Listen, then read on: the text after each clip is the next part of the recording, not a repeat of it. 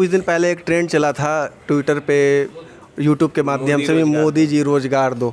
बहुत सारे छात्रों के साथ बहुत सारे शिक्षक भी आए थे, उसमें आप भी थे, रोज़गार दो वाले इसमें ट्रेंड में।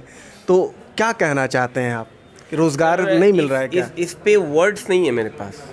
जब आप इस पे बोलता है कोई बोलने के लिए, तो मैं तो अंदर से रोने जैसा फीलिंग्स आता है हमको, क्योंकि मैं भर दिन अपने सेंटर पे बैठता हूँ। अभी एक लड़का हिमाचल प्रदेश से यहाँ आया है, कोई लड़का अमृतसर से आता है, कोई दिल्ली से, कोई यूपी से आता है, इस आस में कि मुझे जॉब लग जाए। लेकिन सर रियल सिनेरियो अगर आप देखिएगा तो जो विकट परिस्थिति बना दिया गया है स्टेट गवर्नमेंट और सेंट्रल गवर्नमेंट के द्वारा, कहीं ना कहीं ये लोग दोषी हैं। हम ये मानते हैं कि हो सकता है जो शीर्ष के नेता हैं वो दोषी नहीं हो, क्योंकि उन तक बात ही नहीं पहुंच पा रही है, ये ऐसा हम मानते थे। लेकिन जब ये ट्विटर पे ट्रेंड चला, तब अगर उनके पास बातें पहुंची तो उसके बाद कोई एक्शन नहीं हुआ, तो कहीं ना कहीं ये लोग गलत कर रहे हैं।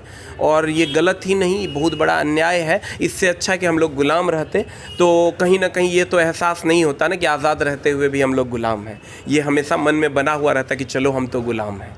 लेकिन आज तो ऐसा लग रहा है कि हम किसी न किसी चीज़ों के गुलाम होते जा रहे हैं और धीरे धीरे उलझते जा रहे हैं। चीज़ें इतनी महंगी हो गई है, सारी चीज़ों पे कहीं ना कहीं कठिनाइयों का सामना आम लोग कर रहे हैं। वहाँ से मैं सरकार से आज भी हाथ जोड़कर निवेदन करता हूँ कि अगर आप कुछ कर पा रहे हैं तो ज़रूर कीजिए। बच्चे बहुत दुखी हैं, बहुत परेशान हैं। यहाँ तो बच्चे सर देखिएगा आते हैं और इतना रोते हैं, लगता है मैं उसके साथ रोने लग जाऊँ। मेरा यहाँ घर है और एक भी कमरा नहीं है मेरे पास कि एक बच्चे को मैं सोने दूं, क्योंकि इतने सारे बच्चे आए जिनको सर रहने के लिए घर नहीं है, लेकिन फिर भी मेरे आस में वो पटना आ जाते हैं।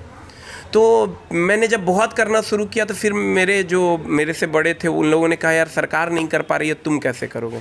मैंने कहा यार यही जब सब लोग सोचने लगेंगे तो फिर करेगा कौन? तो हम लोग कर रहे हैं, लेकिन सरकार से सर आग्रह करेंगे, हाथ जोड़ के विनती करेंगे, आप हमारे सब कुछ है, आप सर इस पर ध्यान दीजिए और आपसे जितना बन पड़ता है ज़रूर कीजिए।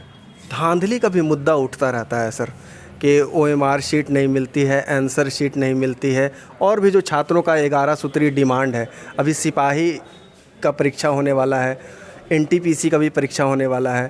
तो वैसे जो भी क्वेश्चन होते हैं या जिनके भी आंसर की जो है गवर्नमेंट नहीं देती है या क्वेश्चन पेपर नहीं देती है, उस पर SK झा सर क्या कहेंगे हमारे दर्शकों को?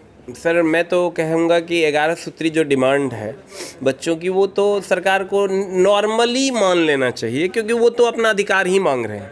अगर हमने एग्ज़ाम दिया तो हमारा OMR शीट आप चेक कर लीजिए और उसके बाद हमको उसकी कॉपी दे दीजिए। इसमें क्या प्रॉब्लम है आपको? आप मार्क्स को डिस्क्लोज़ कीजिए, कहीं कोई प्रॉब्लम नहीं है अगर आप ईमानदार हैं तो। और अगर आप ईमानदार हैं और ये प्रूफ नहीं कर पा रहे तो उनकी मांगों को मान लीजिए। वो ये तो नहीं कह रहे हैं कि आप नौकरी बढ़ा दीजिए, वो ये भी नहीं कह रहे हैं कि आप हमको नौकरी फ्री में दे दीजिए। वो सिर्फ ये कह रहे हैं कि हमने जो फॉर्म भरा है आप उसकी सारी चीज़ों में ट्रांसपेरेंसी लाइए। इसमें क्या समस्या है? आपके पास वैकेंसी नहीं है, आप 5,000 के बदले 3,000 वैकेंसी दीजिए। हम ये मानते हैं कि आपके पास वैकेंसी की दिक्कत है, फंडिंग की दिक्कत है, आप वैकेंसी आपको जो दिल करता है वो दीजिए, लेकिन ट्रांसपेरेंसी लाइए ताकि बच्चों में एक संतुष्टि हो कि मैं नहीं कर पाया। ऐसे में उसको ये लग रहा है कि मेरा हो नहीं पाया क्योंकि कुछ लोगों ने इसमें गलत किया है। तो वहाँ पर आप भी खुद को माफ़ नहीं कर पाइएगा, बच्चे तो खुद को माफ़ कर ही नहीं पाएंगे कभी भी।